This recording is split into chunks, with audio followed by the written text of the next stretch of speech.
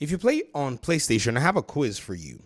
How many games have launched on PlayStation? That's number one. Number two, how many of those games are in your backlog? And number three, how many of those games are you interested in but have not necessarily yet purchased? Because if you did purchase them, they'd go in your backlog.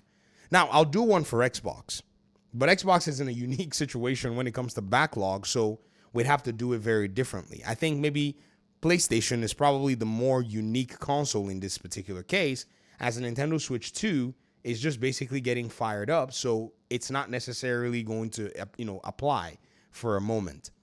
Let's go ahead and look at what we're seeing for 2025 and what we're seeing in terms of some of the highest rated games lately.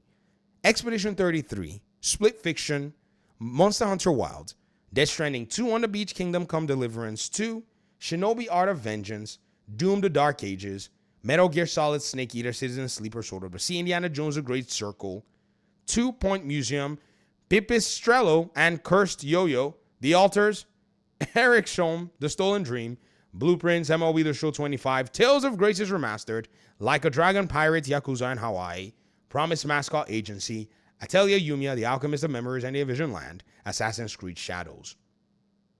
Let's stop there. Actually, let's get to WWE 2K25. Those are these Dynasty Warriors, Ninja Gaiden Rage Bound, and WWE 2K25. Let's just say these are the games rated 8 and above, right? In different categories. What or which of these games are in your backlog, and which of these games are you interested in but have not purchased yet, that once you purchase them, they will go into your backlog? Maybe they might not even be any of the 8.0 rated games. They could be within the 7 point something rated games. Elden Ring, Night Rain, or, whichever other game that you may want to go ahead and take a look at. The reason I'm asking this very important question, and I think it's important enough, is because I want to ask you a question. What if with all these games that you have, some game comes out on, say, PC that you are just dying to play? This game is on Steam, VG. Like, yo, the graphics. I'm not talking about this game. I know y'all hate this game. None of you like this game as much as me. But I'm just giving a hypothetical game, right? The graphics are fantastic. The game is running at 120 FPS on my PS5 Pro. Sorry, it's running on 120 FPS, but I think it might run at 120 FPS on my PS5 Pro. They would just bring it.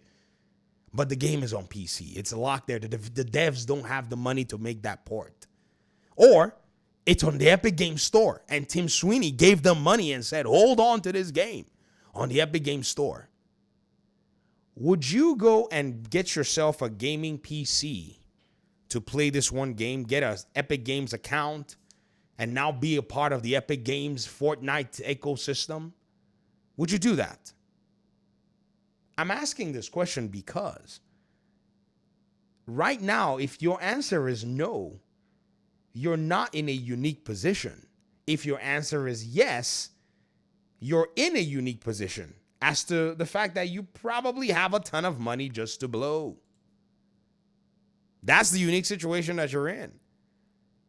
But again, have you answered your backlog on PlayStation yet? And even when you go ahead and start building that PC, it seemed lavish to you because here's what's going to happen. You're going to go ahead and build that PC, play that game, and now you still have to go back and visit your backlog that's waiting for you. So there's a likelihood that you're going to stick with where you already have your game library and buy the games that you're looking for. It's that simple. It's this very notion that makes, in this particular ecosystem that you're in, that you have over a dozen games rated 8 all the way through a 9.2.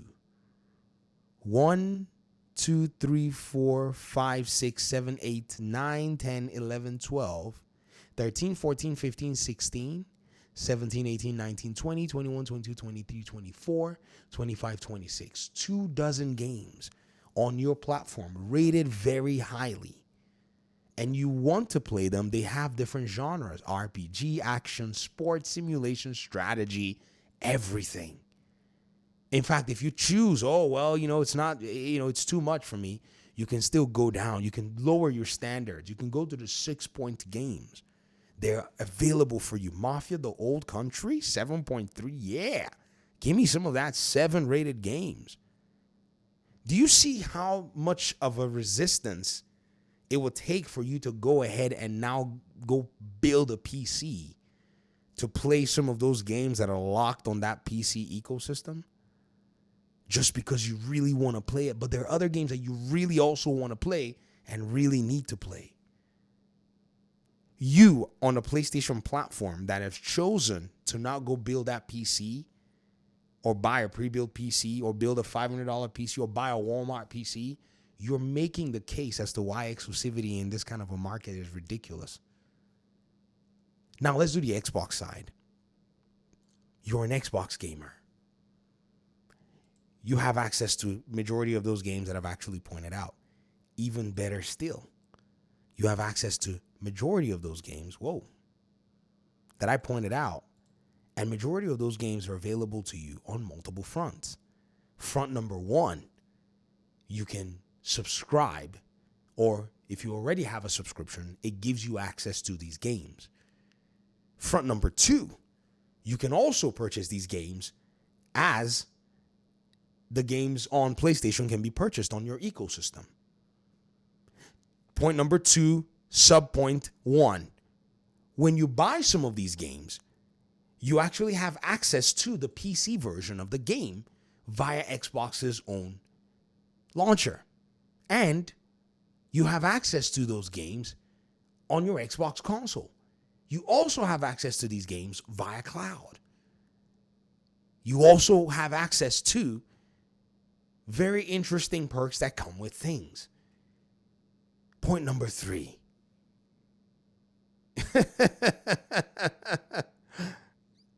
Do you see where I'm going with this?